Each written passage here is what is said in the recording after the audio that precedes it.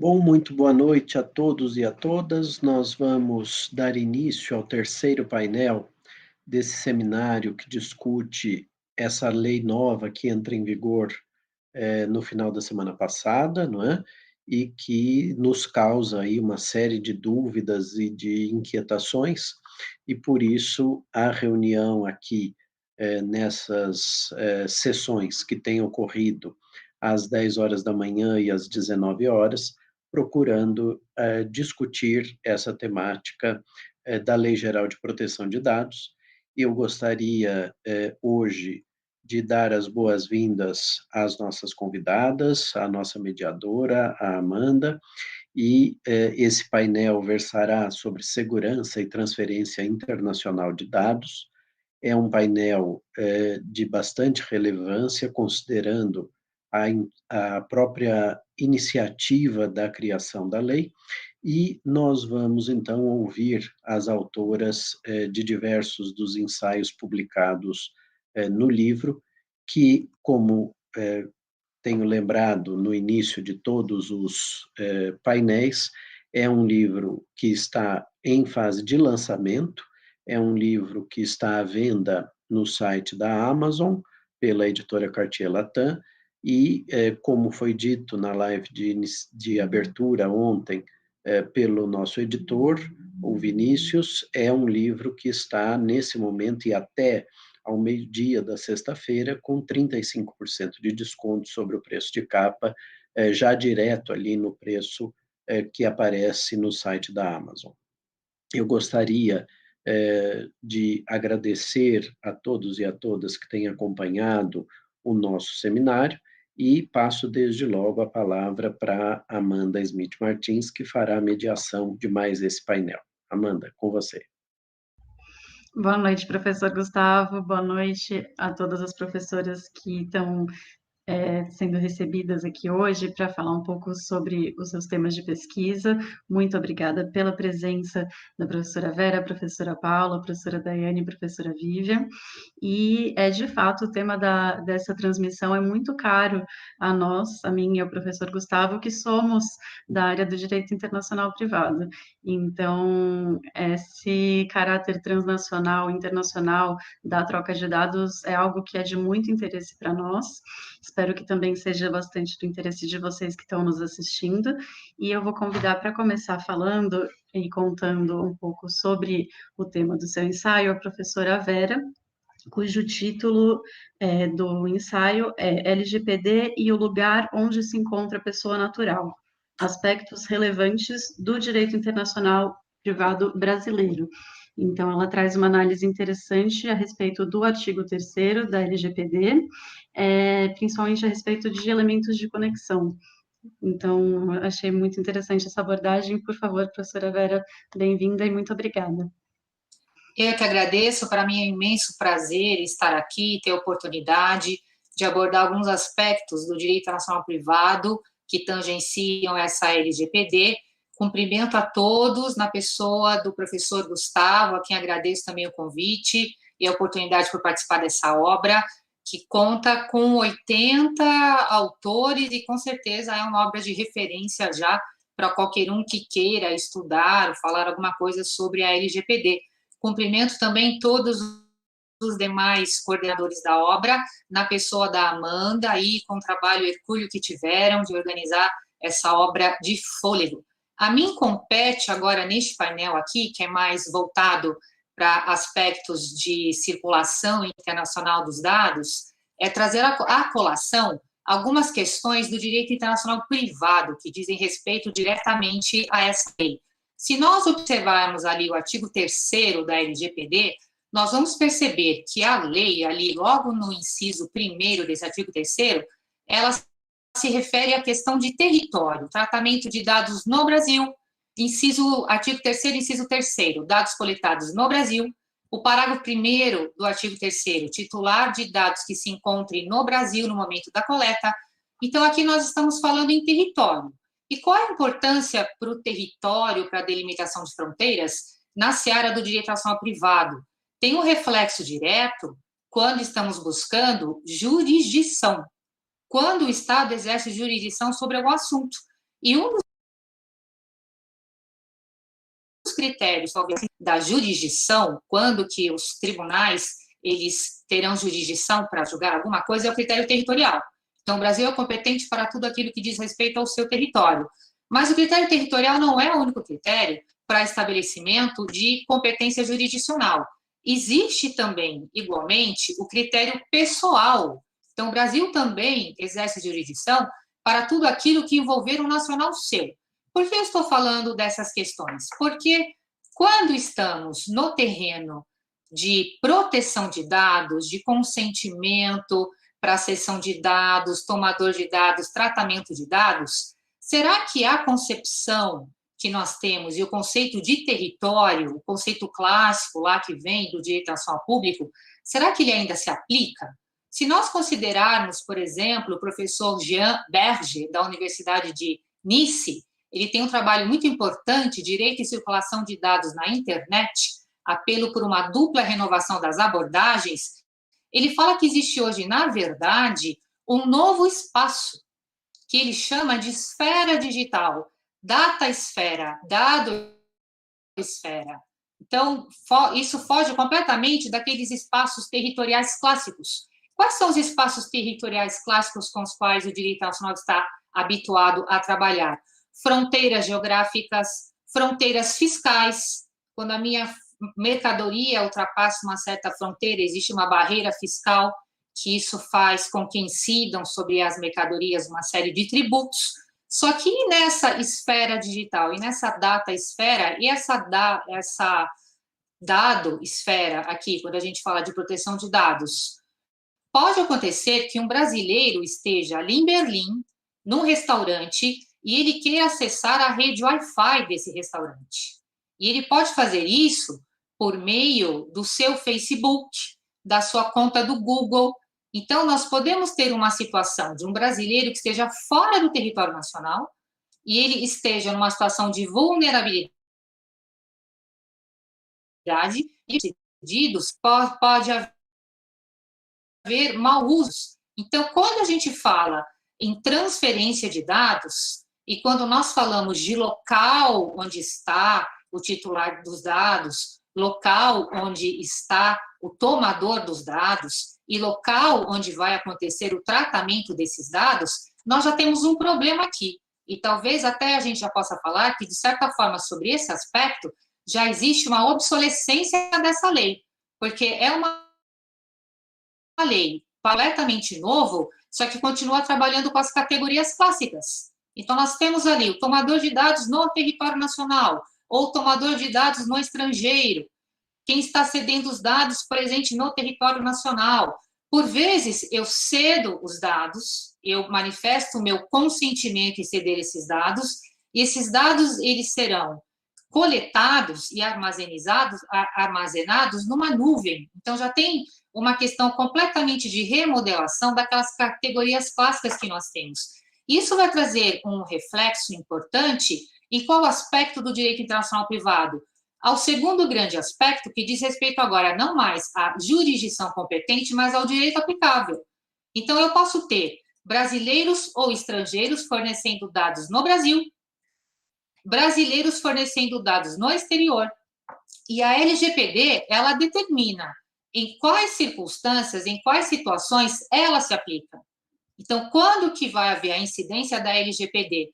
Mas aqui a gente já percebe que quando a gente fala em território, pessoa que está em território nacional, tentando traduzir para as categorias clássicas do direito internacional privado, isso de estar num território nos remete a alguns elementos de conexão.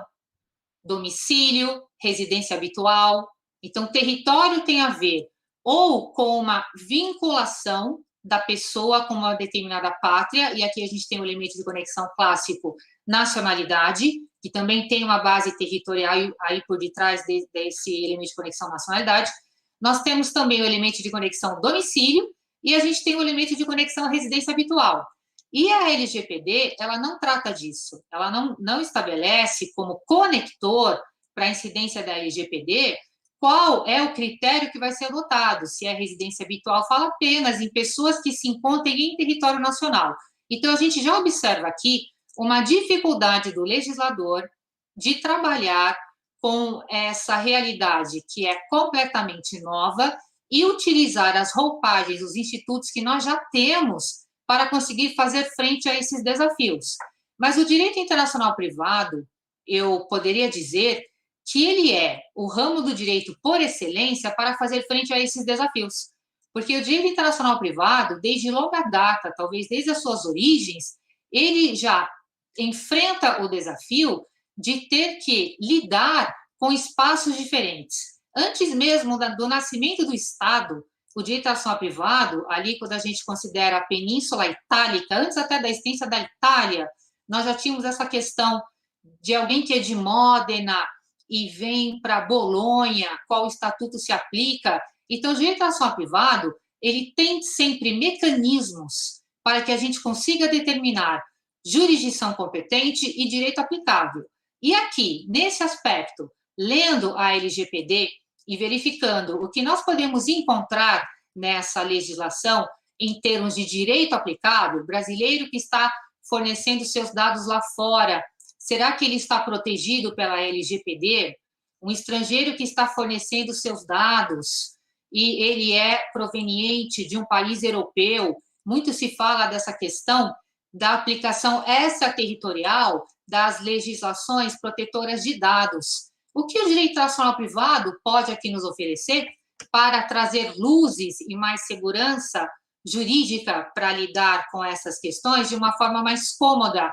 Ele pode trazer outros métodos de encontrar o direito aplicável, além do modo tradicional e clássico, que é a utilização do método conflitual. Então, além da existência de um elemento de conexão preciso, e aí nós precisamos de uma qualificação, e para cada matéria, a partir da qualificação, nós vamos identificar um elemento de conexão, e aqui eu faço referência ao painel desta manhã. Quem não teve a oportunidade de assistir, eu convido, está o link disponibilizado no canal do YouTube do professor Gustavo. Falou-se no painel desta manhã na questão da qualificação jurídica da manifestação do consentimento. Então, quando eu estou ali fornecendo meus dados para ter acesso à rede Wi-Fi de um restaurante, de um espaço público, eu estou ou a trabalho ou para fins de turismo fora do meu país, num território estrangeiro, o que exatamente eu estou celebrando? Então, quando eu me hospedo no hotel e eu adquiro um pacote que me dá direito à utilização do Wi-Fi do hotel, qual é exatamente o negócio jurídico que está sendo celebrado?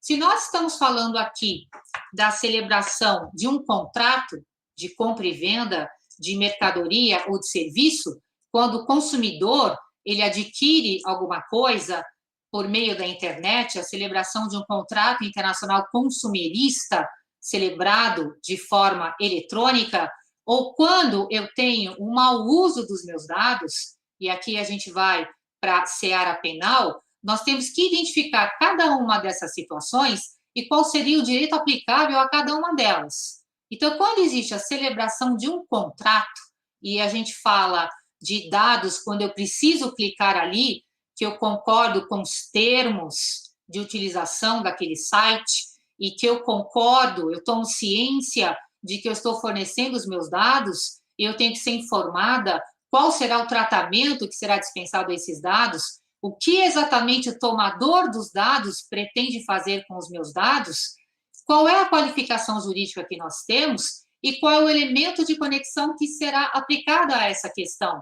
Os elementos de conexão clássicos do método clássico de resolução para encontrar o direito aplicável, que é o método conflitual, ele encontra-se completamente obsoleto nessa seara, porque nós temos ali o artigo 9º, que determina que o contrato é regido pelo direito do local da sua constituição.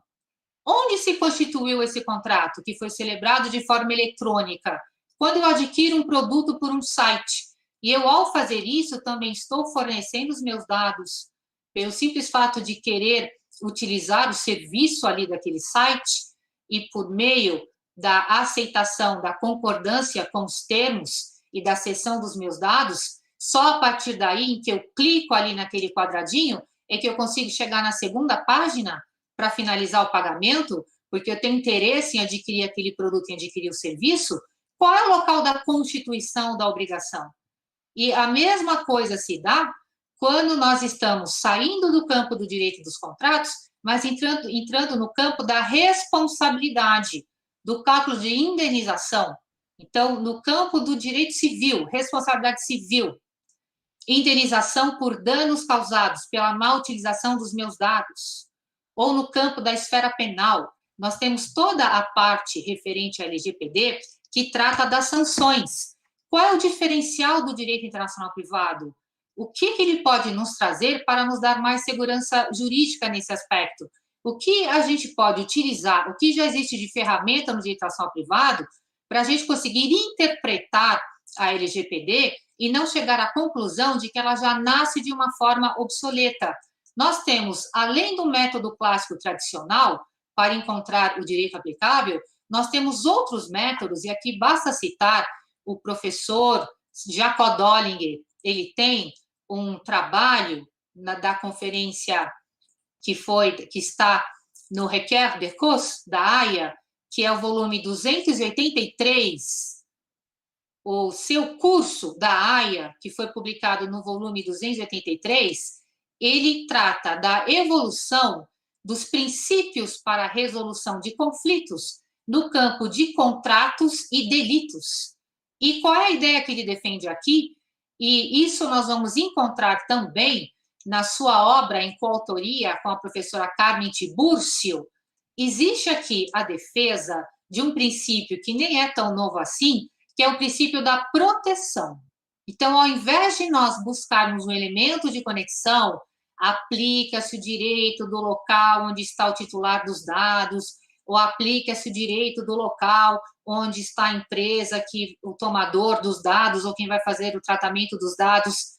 Quando nós estivermos diante de uma relação jurídica que tenha num dos polos uma pessoa em situação de vulnerabilidade, e isso acontece no campo do direito do trabalho, isso acontece no campo da necessidade de defesa do melhor interesse do menor, isso acontece também no campo das relações consumeristas, em razão desse princípio da proteção, aplicar-se-ia o direito mais benéfico a esse vulnerável. Então, não importa exatamente se nós considerarmos essas ferramentas modernas que o direito internacional privado oferece, não importa muito onde está o titular dos dados. Se o brasileiro está no Brasil quando ele fornece os dados, se o brasileiro encontra-se no restaurante em Berlim, e por vezes eu posso estar fisicamente em Berlim, mas eu posso acessar remotamente o meu computador no escritório ali na Rua Maria Paula, ali próximo ao Largo São Francisco, e eu posso, estando em Berlim, ter um acesso com o IP do meu computador ali no escritório. Então, hoje, essas categorias de espaço de limitação espacial, quando a gente fala no mundo da internet, no mundo de tratamento de dados, nós temos que ir para além dessas categorias fechadas de território, e aqui é o terreno por excelência de utilização da aplicação do direito mais benéfico. E a LGPD, ela tenta passar por isso, só que ela não explicita a questão, ela fala em direito mais adequado. Então, no momento da regulamentação da questão da transferência de dados, está estabelecido ali, no artigo 4º, que a LGPD não se aplica quando existem dados provenientes fora do território nacional, desde que a legislação de lá, ela propicie um grau de proteção adequado. Então, aqui não fala-se em direito mais benéfico, fala-se desde que a legislação de lá forneça uma proteção adequada aos dados. Então, interpretando à luz de todas as ferramentas que o direito internacional privado já oferece, nós estamos falando do que aqui? Da aplicação do direito mais benéfico. Então, não temos que ficar muito preocupados em o regulamento europeu de proteção de dados, a LGPD, o brasileiro que está aqui, onde o dado está sendo fornecido, onde o dado vai ser armazenado, para onde esses dados serão transferidos, onde está o tomador dos dados. O direito internacional privado facilita muito nesse aspecto, em que ele oferece uma ferramenta, oferece um mecanismo que vamos comparar na relação jurídica plurilocalizada todas as legislações protetivas do titular dos dados e vai ser aplicada a legislação mais benéfica. Então, nós temos aqui, além desse princípio da aplicação do direito mais benéfico, que ele está presente no direito do trabalho, nas relações consumeristas e na defesa do melhor interesse do menor, aplica-se o direito mais benéfico. Adoraria ter mais tempo para falar disso com vocês, das convenções da OIT que estabelece isso, de legislação trabalhista brasileira que contempla no artigo o que se aplica, a convenção da OIT ou a legislação trabalhista, é o critério de aplicar-se o direito mais benéfico. Estou à disposição para qualquer pergunta que vocês façam. Para mim é uma verdadeira satisfação mesmo falar de um assunto que eu sou apaixonada pelo direito nacional privado, e a LGPD é o terreno por excelência onde o direito nacional privado ele pode, de fato, brilhar e contribuir muito. Muito obrigada.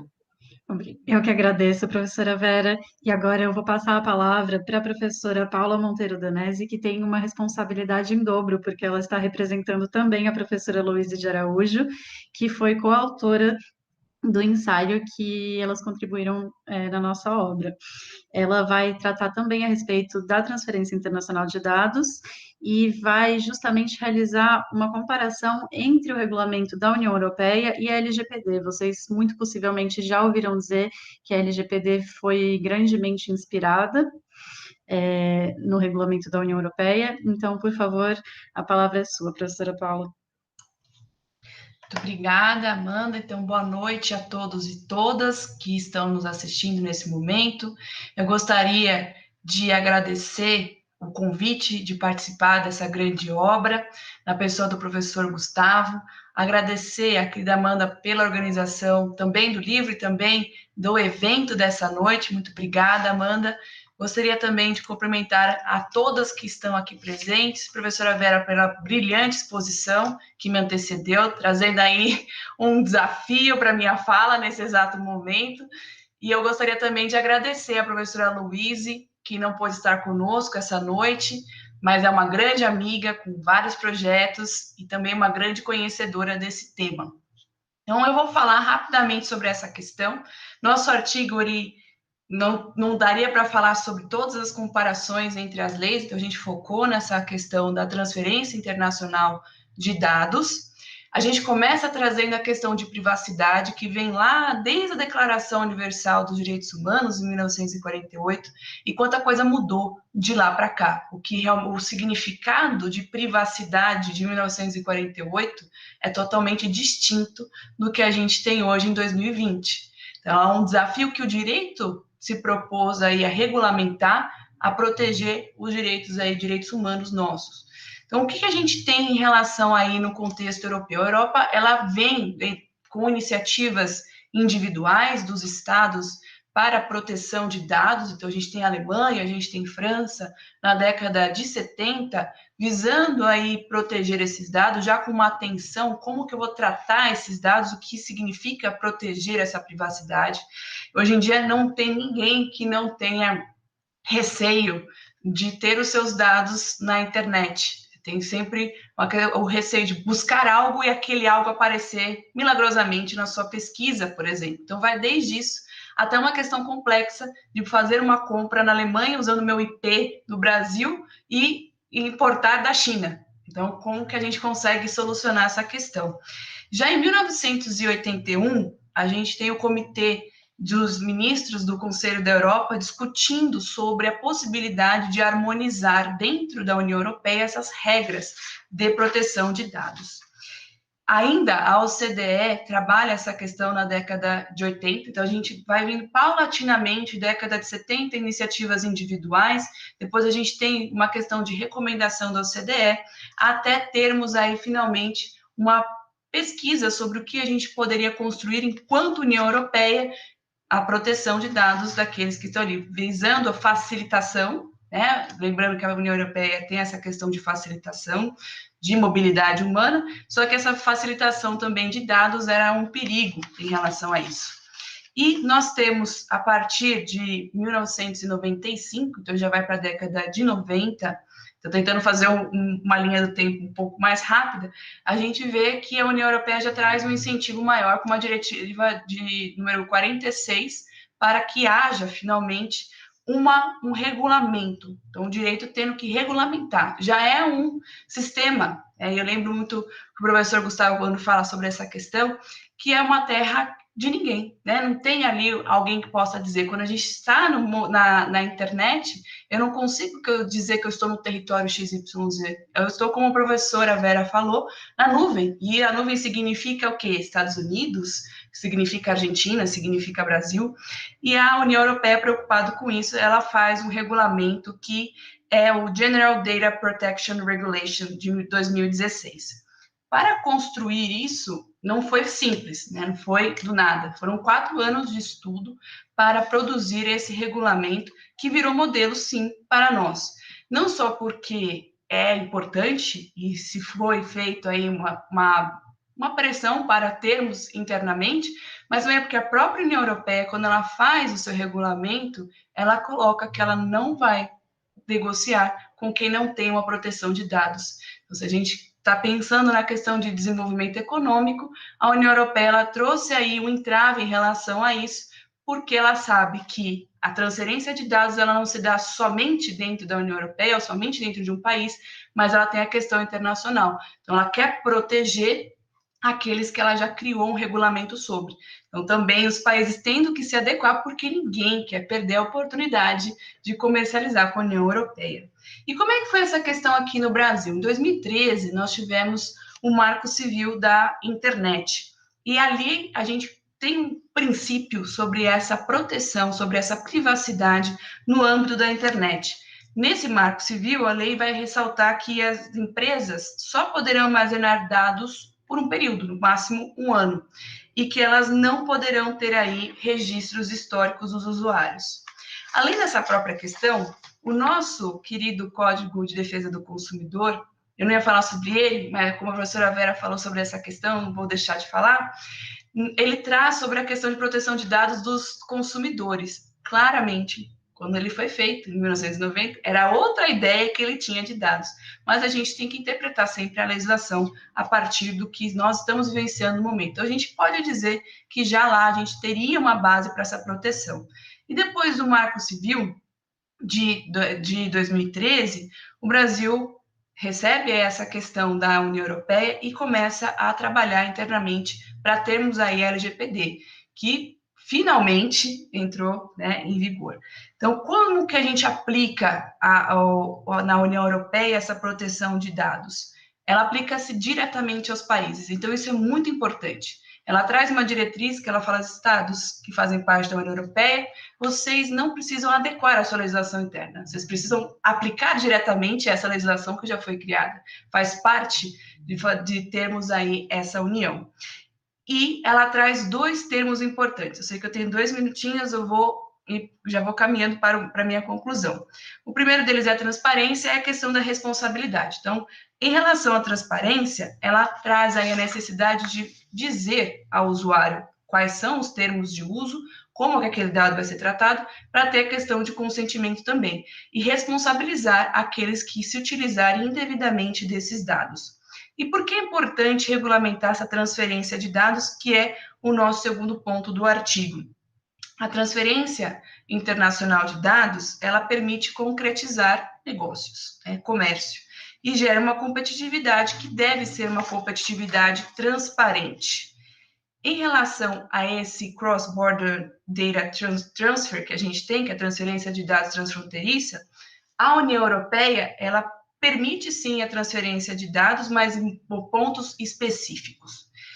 Em relação a esses pontos específicos, já vou passar então para outra parte, que quando ele fala sobre isso, ele é bem parecido com relação ao que o Brasil traz, ele vai estabelecer que só será possível a transferência internacional se esse terceiro país vai considerar, então vai assegurar o mesmo nível que a União Europeia tem como uma regulamentação de proteção de dados. Então, ela traz esse equilíbrio para que eu tenha certeza que haverá posso de ter essa transferência internacional, eu tenho que ter certeza que o meu parâmetro de proteção também está sendo aí utilizado nesse país que vai receber esses dados. Então, além dessas e aqui no Brasil a gente também tem essa questão. E uma diferença interessante entre a legislação da União Europeia e a LGPD é que a primeira, ela tem uma regulamentação que estabelece que o controlador de dados precisa registrar os detalhes sobre os motivos de transferência. Então, não é transferir apenas porque tem um padrão semelhante à União Europeia, eu tenho que justificar. E a identificação do terceiro país ou da organização internacional e documentar. Já a LGPD, ela traz uma questão semelhante, mas ela não detalha essa forma de informação, como que vai ser controlado, como que vai ser registrado. Ela é um pouco mais geral, muito embora ela também traga essa questão de proteção. E, por fim, ela traz princípios, tanto a LGPD como a legislação da União Europeia, princípios para avaliar se há ou não uma proteção específica desses dados, ou seja, qual é o padrão? A gente tem princípios para poder interpretar, já que em relação à tecnologia, que também nos permite estar aqui hoje, a gente não tem uma certeza como que será o dia de amanhã. Então, a partir também desses princípios norteadores, eu trago uma segurança jurídica nessa relação de transferência internacional de dados.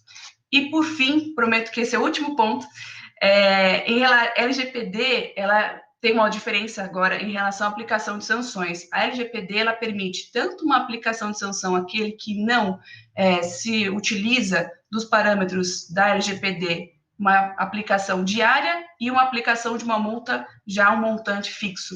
Já na União Europeia, eles não trabalham com a ideia de multa diária, eles trabalham já com uma sanção administrativa.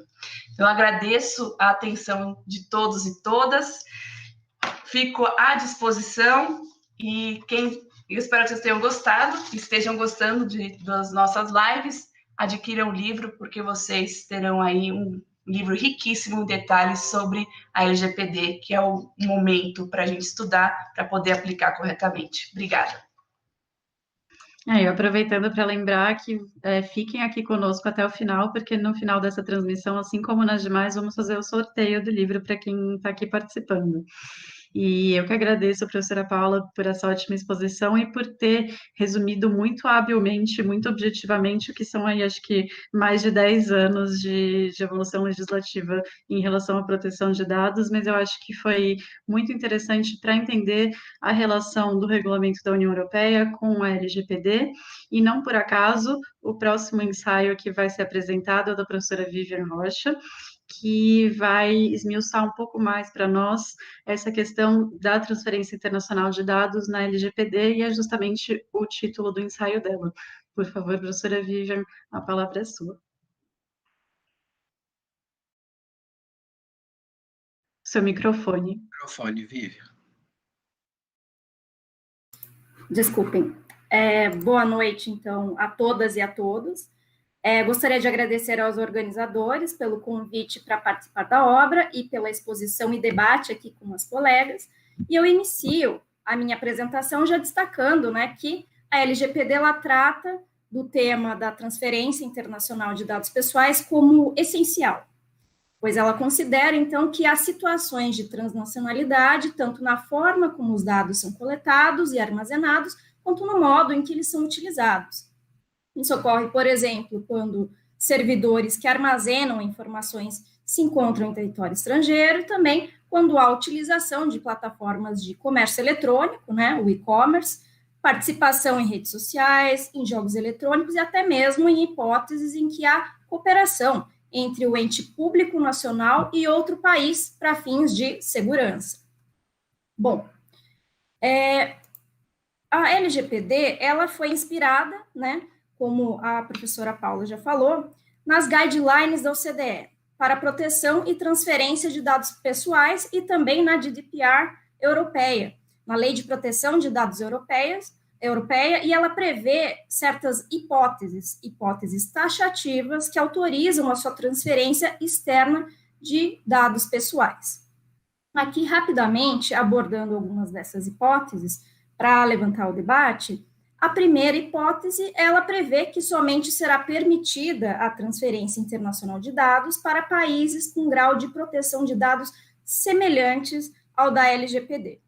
Ou seja, o fluxo internacional de dados, ele é condicionado a um teste de adequação a ser realizado pela Autoridade Nacional de Proteção de Dados, que ainda não foi nomeada, para se verificar se a lei estrangeira do país que se está transferindo os dados, ela é compatível ou não com a LGPD. E, no limite, apesar desse teste prever alguns parâmetros não exaustivos, como, por exemplo, análise da natureza dos dados, a adoção de medidas de segurança previstas na lei, garantias judiciais para o cumprimento da legislação, entre outras, no final, o que vale é a observância dos princípios e do núcleo fundamental da LGPD, que deve ser, então, encontrado nesta legislação estrangeira.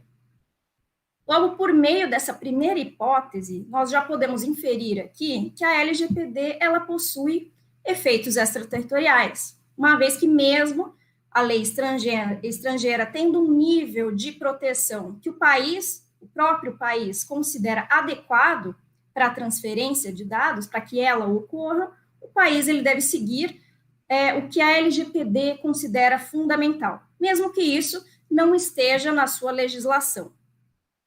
No entanto, além desta primeira hipótese, há outras também que autorizam essa transferência internacional de dados, mas que advém do direito privado. E aqui é muito interessante citar o poder da autorregulação dos atores privados na transferência internacional de dados. Em primeiro lugar, vale citar aqui a hipótese proveniente do direito contratual, por meio dos contratos com cláusulas padrão ou cláusulas específicas, em que o controlador ele oferece e comprova garantias de que haverá, sim, o cumprimento dos princípios e das diretrizes da LGPD, do respeito aos direitos do titular dos dados e que ele compactua, sim, com o regime de proteção de dados na elaboração e na conclusão do contrato. A LGPD, ela também autoriza o fluxo de dados internacionais quando o controlador, ele comprovar que ele está seguindo as chamadas boas práticas internacionalmente reconhecidas, criadas por associações ou por corporações, e também quando empresas controladoras, elas tenham selos, certificações ou sigam códigos de conduta emitidos por entidades privadas. Uma espécie aqui de padrão privado, algo que já existe no comércio internacional de bens, por exemplo, mas aqui relacionado ao fluxo internacional de dados. Bom, essa última hipótese que eu citei aqui, ela se torna importante porque ela possibilita, de certa forma, uma maior previsibilidade, uma vez que as empresas que tenham recebido esta aprovação, esta certificação sobre um sistema específico, como, por exemplo, da GDPR europeia, né, poderão também ser aprovados em território nacional, por serem compatíveis entre si, possibilitando, portanto, essa espécie de interoperacionalidade e conectando o Brasil às práticas internacionais. No entanto, no fim do dia, mesmo que essas iniciativas privadas sejam criadas, sejam espraiadas, essas sempre vão ser orientadas por parâmetros estatais, por meio dessa avaliação já realizada pela Autoridade Nacional de Proteção de Dados. Por isso, então, ela é tão importante para a transferência internacional de dados, né? Porque no fim do dia ela detém a palavra final. Mas, como se sabe, a LGPD, ela foi inspirada na legislação europeia, né? A legislação europeia, que já é mais estruturada, né? Na União Europeia, isso foi realizado com muito mais estrutura e corpo, e essa análise pela autoridade, inclusive, na União Europeia já está a todo vapor, né? Como se pode ver no próprio site da European Data Protection Board, se vocês entrarem, várias análises dessas certificações privadas, desses códigos de conduta privados, já estão sendo realizados. Mas aqui no Brasil, por outro lado, nem a Autoridade Nacional de Proteção de Dados nós temos ainda. Então, temos muito caminho ainda a percorrer. E o que está acontecendo é que as empresas, elas têm caminhado, né, sem uma avaliação da autoridade, que ainda não foi nomeada, mas com muita insegurança jurídica, com muita preocupação. Isso é um ponto fundamental aqui para o estudo da transferência internacional de dados. Em relação a algumas outras hipóteses, citando rapidamente, também a autorização do fluxo internacional de dados, né, por motivos de interesse público, para fins de cooperação jurídica internacional na esfera penal e também para manutenção de algum direito fundamental, como o direito à vida ou o direito à segurança. E o tipo mais comum de autorização de transferência internacional de dados, que estou citando aqui por último, é o consentimento específico, né? Consentimento específico realizado pelo titular dos dados, desde que haja, e aqui algumas hipóteses, algumas limitações, desde que haja informações suficientes para que o consentimento seja dado mediante a ciência dos termos e também do contexto em que esses dados vão ser utilizados, e também que haja facilidade tanto para consentir quanto para retirar este consentimento para determinada operação. Isso, por consequência, evita certos abusos, né, abusos de consentimento em relação aos usuários, principalmente da utilização desses dados sem que os usuários tenham a ciência disso. Então, esse consentimento específico ele acaba sendo essencial e dotado de todas as informações necessárias. Por fim, a partir dessa breve análise das hipóteses taxativas que eu trouxe aqui para vocês, o que mais me chama a atenção, no fim do dia, é principalmente essa territorialidade da LGPD, né? Porque mesmo que haja uma análise de adequação ou que os procedimentos sejam delegados a entes privados, a espinha dorsal da legislação brasileira sempre vai prevalecer, inclusive sobre a legislação estrangeira. Então, esse é o primeiro ponto que eu destaco aqui, esse ponto de atenção. O segundo ponto de atenção a estudar esse tema, né, seria esse incentivo à interoperacionalidade, aqui por meio da adoção desses padrões privados internacionalmente reconhecidos. Quando uma autorregulação privada na transferência de dados, ela acaba prevalecendo, ela acaba surgindo. Esta autorregulação privada, no caso, ela tenta trazer um tom mais moderno, mais flexível a LGPD, né, ao reconhecer as certificações de entidades privadas que podem ser compatíveis, então, com vários outros sistemas. Né? Se a empresa ela já obteve, então, essa certificação para atuar no exterior, em algum outro local, ela vai ter essa previsibilidade de que deverá cumprir com requisitos próximos aos já cumpridos, e isso gera também certa economia nos procedimentos burocráticos. Bom, o terceiro ponto de atenção que eu trago aqui seria, então, que a transferência internacional realizada por meio do consentimento específico, ela é a mais comum, porém, também é a mais vulnerável de abusos.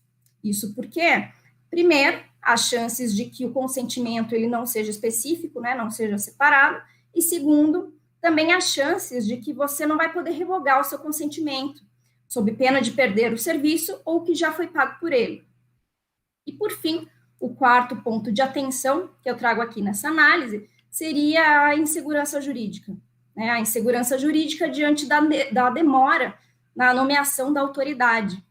Né? A expectativa é que, assim como já há, por exemplo, a primeira ação civil pública com pedido de tutela para o Ministério Público do Distrito Federal, né, sobre a aplicação da LGPD, nesse caso, poderá haver também ações e barreiras ao fluxo internacional de dados promovidos por alguma ação do Ministério Público, dos PROCONs, da Senacom e do próprio Judiciário. Então, em suma, em conclusão aqui, eu posso dizer que a LGPD ela busca, baseada na experiência internacional, particularmente na GDPR europeia, criar um parâmetro comum, um parâmetro com hipóteses taxativas para essa transferência internacional de dados, porém, há ainda muita insegurança jurídica devido à falta da Autoridade Nacional de Proteção de Dados, a falta da nomeação dessa autoridade, que é central em todo esse processo. Por isso, né, esperamos, então, que a sua nomeação ocorra logo e só então poderemos saber se a atuação ela será mais ou menos operante conforme a situação. Bom, obrigada a todos e passo a palavra, então, à Amanda. Eu que agradeço, professora Vivian, e de fato, nesse cenário de insegurança jurídica, é natural que, apesar de tentarmos trazer respostas, a gente acabe trazendo muito mais provocações e questionamentos. Então, agora finalizando a parte expositiva e aí deixando o convite para quem está nos acompanhando para fazer perguntas no chat do YouTube, que conforme houver tempo vamos fazer perguntas. A última exposição será da professora Daiane, que apresentou um ensaio intitulado Acerca da Transferência Internacional de Dados, Reflexões a partir do Direito Internacional. Então, por favor, professora Daiane, a palavra é sua.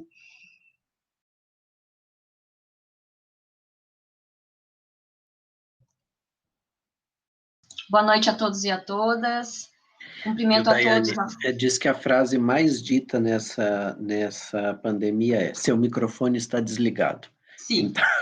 eu e Vivian estávamos com o microfone desligado. Então, cumprimento o professor Gustavo, a professora Amanda, que são organizadores dessa obra vultosa, que tem um fôlego teórico muito bom. Como disse a professora Vega, 88 autores. Cumprimento a professora Vera, um prazer conhecê-la, a professora Vivian, professora Paula, minha colega de instituição, um prazer estar aqui com ela. E coube a minha difícil missão de encerrar essa fala aqui, esse nosso painel, pelo menos essa parte expositiva. Bom, o meu artigo, o título dele é sobre a transferência internacional de dados, e de uma forma, evidentemente, ainda muito teórica, mais do que prática, eu tentei tratar do artigo 33 ao 36 sobre como a transferência internacional de dados dá. Evidentemente que, juntando todo esse arcabouço, tentei trazer elementos de direito internacional privado, de direito internacional público, de direitos e garantias fundamentais, para entender a partir de uma teoria, porque eu gosto de trabalhar com teorias nos meus artigos, como que os casos de transferência, o nível de proteção e as cláusulas contratuais que são objeto desses artigos que eu tratei, elas são trabalhadas no que a própria professora Vera disse, que é o movimento do direito internacional, que é a difusão espacial, de um lado, do conhecimento, e o compartilhar de sentidos do outro, que acaba caindo no colo para nós, juristas, né, transformar isso numa realidade fática. Então, para compreender aqui, a primeira coisa interessante da LGPD é que ela traz para nós, num conceito jurídico, atores estatais e não estatais que trabalham dentro da própria LGPD. Nós temos aqui como pessoas que vão trabalhar com a LGPD, os países, os organismos internacionais e os atores não estatais, que são as empresas privadas. Então, aqui a gente já trata desse compartilhar de sentidos que é muito diferente da legislação nacional, que fica dizendo o que é público e o que é privado. Veja bem, nas leis gerais de proteção de dados, aqui tudo é imbricado, né? Há um sincretismo entre quem vai trabalhar justamente com a questão da proteção de dados, a autoridade nacional que vai regular e também a autoridade do Estado que vai trabalhar com os dados da gente como cidadãos brasileiros, enfim, e vai ceder eles em cooperação jurídica internacional. Quanto à questão pública, eu creio que a questão da cooperação jurídica internacional aqui no Brasil, a professora Vera tratou muito bem, a Vivian tratou muito bem, a Paula fez a reconstrução legislativa, então a gente já tem, eu trago no meu artigo os exemplos de como a gente trabalha a cooperação jurídica internacional e que podem ser utilizados como exemplo para depois haver a cooperação entre estados com estados ou organizações internacionais com estados ou organizações internacionais com organizações internacionais. Então, nesse ponto, no meu artigo eu já trago isso, né? O que me preocupa mais, em verdade, é justamente o papel dos atores não estatais dentro dessa seara. Por quê? Porque nós temos a eficácia aqui que vai ocorrer, como todos os alunos conhecem, enfim, os juristas conhecem, a eficácia horizontal e vertical dos direitos e garantias fundamentais, como que eles vão serem fechados e protegidos pela LGPD. Os artigos trazem isso, mas o que preocupa a gente como jurista é justamente quando a gente chega na parte das cláusulas contratuais e as normas corporativas globais, que é justamente como definir, e que a Vivian já trouxe aqui um apanhado para nós, o que são esses selos e esses certificados e da onde eles surgem e para onde eles vão. Bom, o professor Benoit Friedman, que é professor da Universidade Livre de Bruxelas, ele tem um livro chamado O Fim do Estado de Direito, Governar por Standards, em que ele traz justamente uma timeline, como diriam os mais jovens, né, sobre o que seriam essas certificações internacionais, esses labels, que é importante a gente ter entendimento o que são esses selos e como talvez eles vão ser tratados aqui em território nacional e em outros estados também.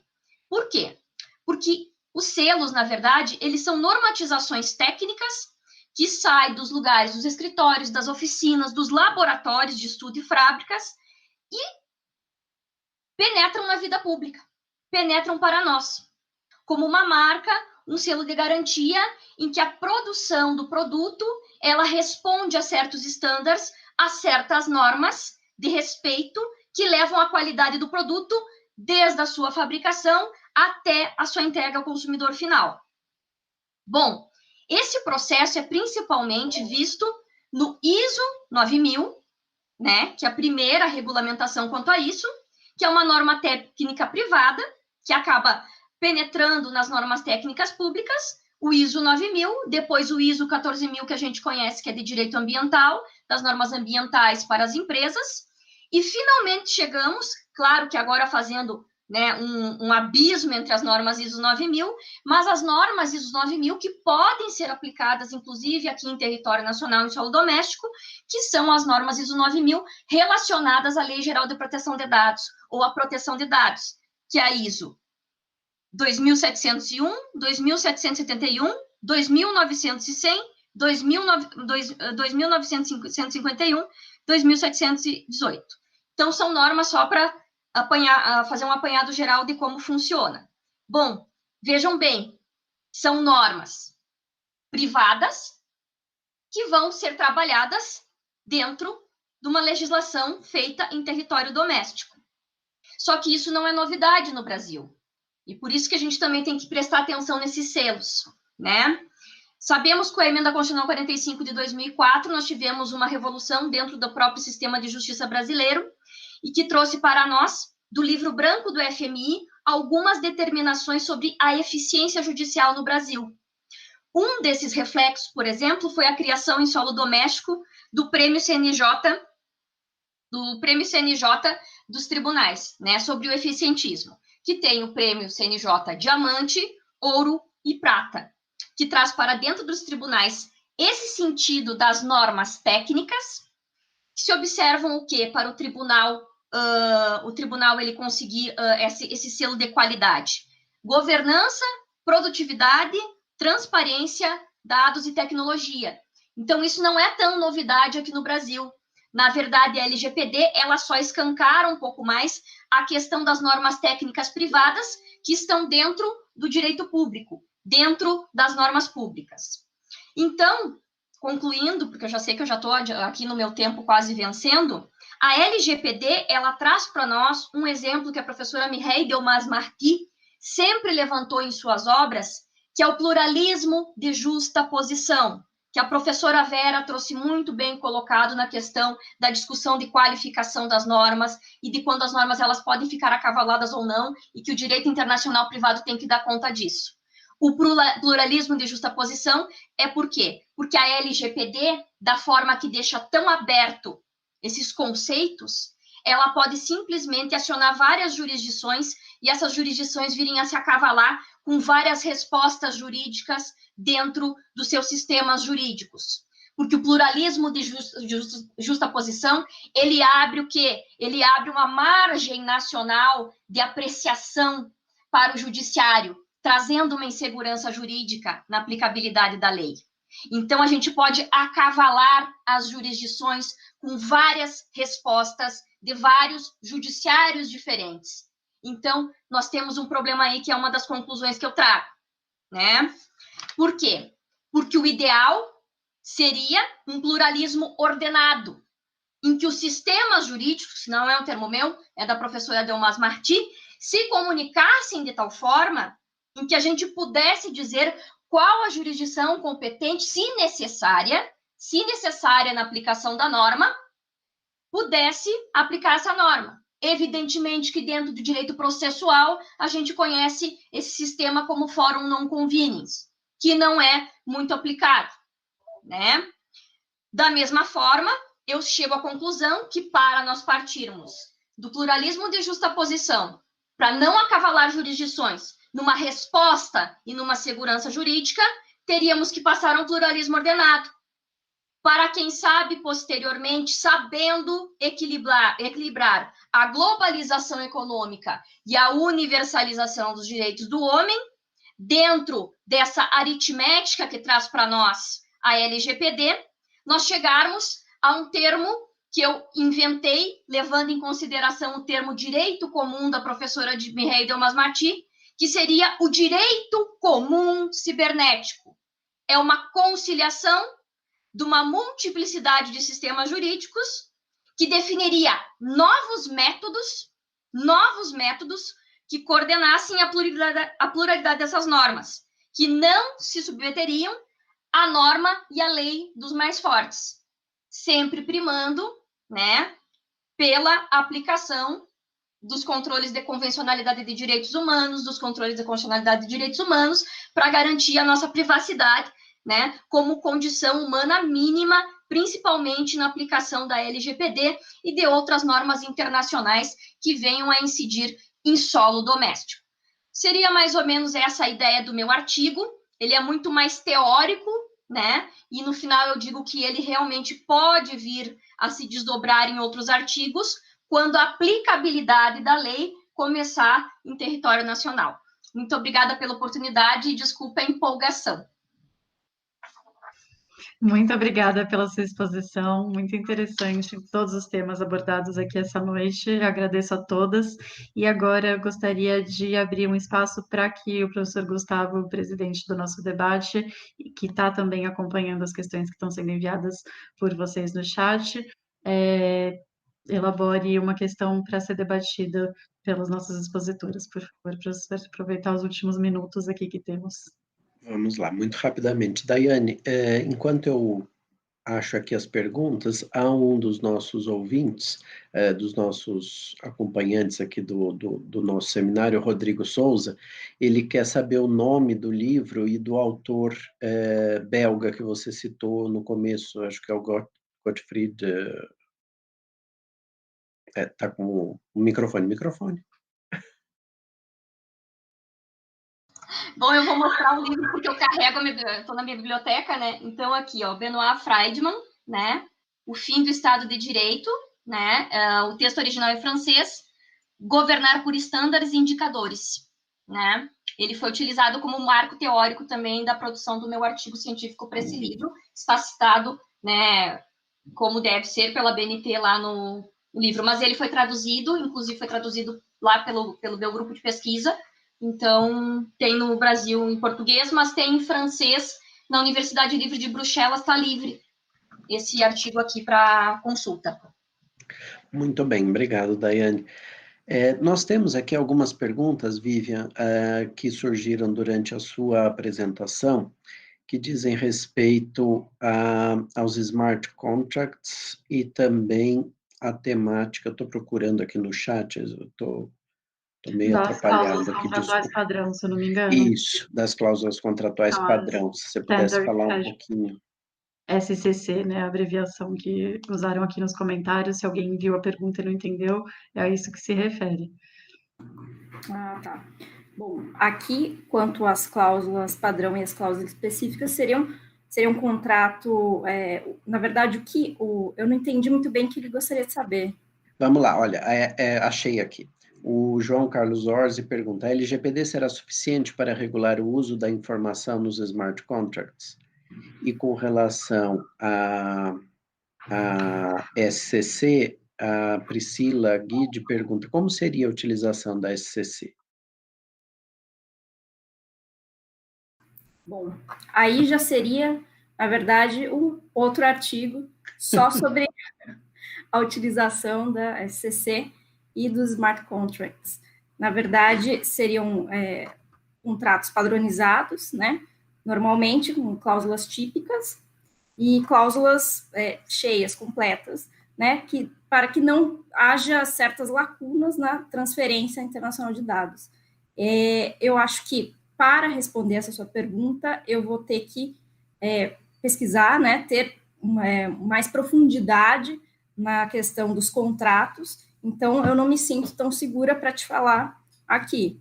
Mas eu acho que o principal ponto aqui do meu artigo seria mais essa questão da extraterritorialidade e da centralidade da autoridade, que também vai poder analisar esses contratos. E esse é o principal ponto aqui, né? Esse contrato ele pode ser dotado de autonomia, as partes são autônomas para firmarem essas cláusulas, mas, no fim do dia, elas vão passar por uma nova revisão, elas vão passar por um novo exame estatal. E esse é o principal ponto-chave aqui da transferência internacional de dados. Por isso que nós dependemos tanto dessa nomeação da autoridade e de como ela vai operacionalizar tudo isso, né? Com mais rigor, com menos rigor.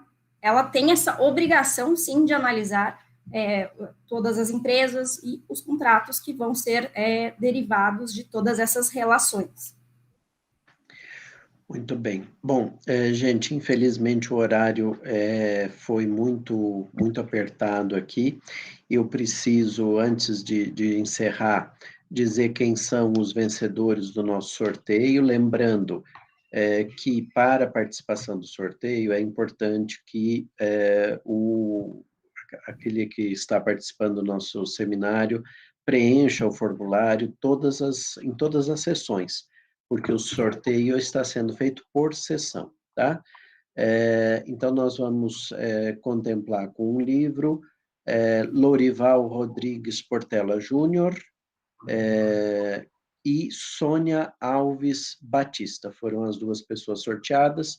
Então, se ainda não forneceram os seus endereços, alguém da equipe técnica vai entrar em contato para coletar esses dados com todo o tratamento necessário e todo o cuidado necessário, mas para que a editora possa encaminhar o exemplar para cada um de vocês. A finalidade do tratamento está clara. Pois é. Eu queria agradecer imensamente todas as nossas colegas que participaram aqui, professora Vera Viegas, professora Paula Danese, professora Vivian Rocha, professora Daiane Aguiar, que puderam, então, contribuir com as discussões dessa temática. É um princípio de discussão, como tem acontecido em todas essas sessões do nosso seminário, porque há muitas dúvidas diante das dificuldades que todos nós estamos enfrentando. Queria também deixar o convite para amanhã, às 10 horas da manhã, o painel Poder Público e Proteção de Dados, portanto, algumas perguntas que surgiram hoje no chat diziam respeito à incidência da LGPD relativamente ao poder público. Isso será discutido amanhã, com a presença do professor Fernando Menezes de Almeida, da professora Fernanda Lino, da professora Rita Blum e do doutor Antônio Rondina Cury. O problema da idade, a gente vai colocando a cabeça para trás, e isso no vídeo fica péssimo, mas já não enxergo mais como eu enxergava alguns anos atrás. Meus caros e minhas caras, eu queria agradecer demais a presença de todos vocês. Infelizmente, a gente tem limitações aí de tempo e vamos ter que encerrar. Então, muito obrigado pela presença de todos e fica o convite para amanhã. Amanda. Muito obrigada a todos que assistiram, que participaram, e eu acho inevitável encerrar esse painel agradecendo por termos montado um painel quase que exclusivamente feminino, né, exceto aqui pelo nosso presidente, mas... Eu tô aqui como hospedeiro. Eu hospedo enfim, as exposições no canal, e isso me dá muita satisfação, e não é o único, haverá um outro ainda, só formado por mulheres, e isso é cada vez mais importante, e o mais importante, eu falava disso com a Vivian ontem, é que isso acontece naturalmente, sem a gente precisar usar de subterfúgios para cumprir cotas ou qualquer coisa, porque essa é a forma como eu costumo trabalhar, é a forma do equilíbrio em todas as dimensões. E é isso. Muito obrigada a todos. Eu espero vocês na transmissão amanhã de manhã às 10 horas. Obrigada. Obrigada. Obrigada. Obrigada.